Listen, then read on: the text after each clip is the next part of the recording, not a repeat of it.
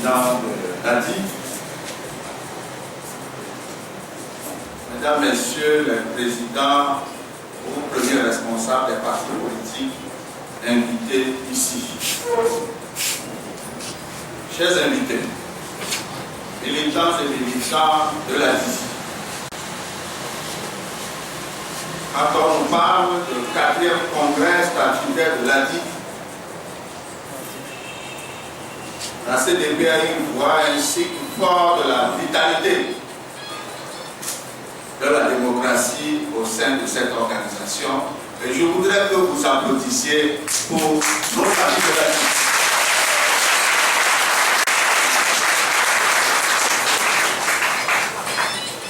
Parlant toujours de vie ou de vitalité, en regardant la symbolique de l'ADI, nous percevons de l'eau. L'eau, c'est la vie, oui ou non?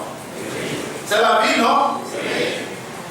Nous pensons qu'au niveau de l'ADI, la vie représente un élément central. Et si la vie est protégée, nos populations seront protégées.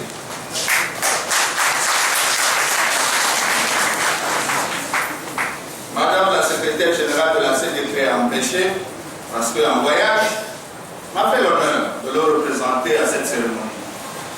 Et je voudrais dire ici toute la joie de la CDPA de revoir encore une fois la grande famille de l'opposition.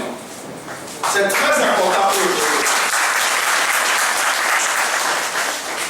Et tout à l'heure, le premier intervenant venant du côté des partis politiques parlait de l'ADI comme le sapeur-pompier. Oh, que nous avons besoin de sapeurs-pompiers aujourd'hui. Nous avons besoin de sapeurs-pompiers aujourd'hui pour que nous reconnaissions finalement quel est le sens de notre combat. Le sens de notre combat, c'est de libérer le peuple togolais.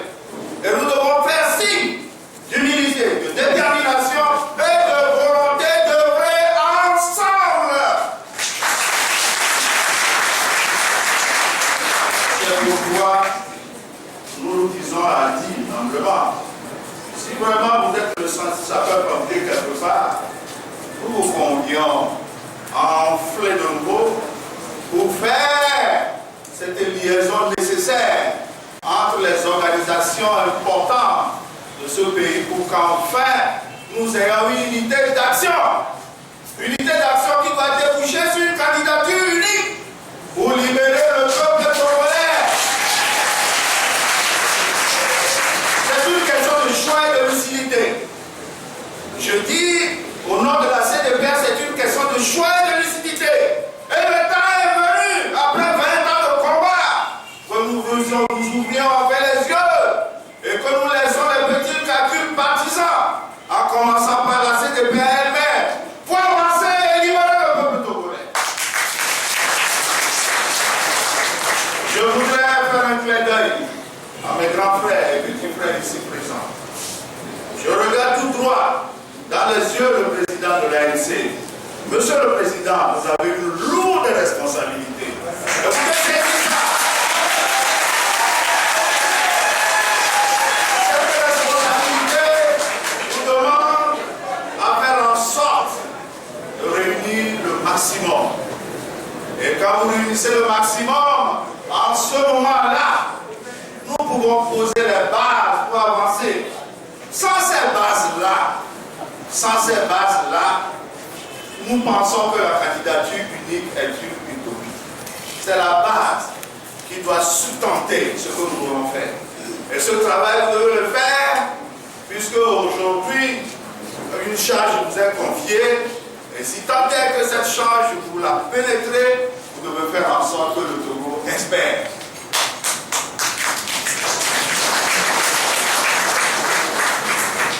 Et je dis à Adi, sapeur-pompier, faites en sorte que vous jouez ce rôle-là. Et nous, au niveau de la coalition arc-en-ciel, nous sommes décidés à faire ce travail. Nous sommes décidés à travailler ensemble, pourvu que nous apprenions à nous respecter. C'est l'élément central.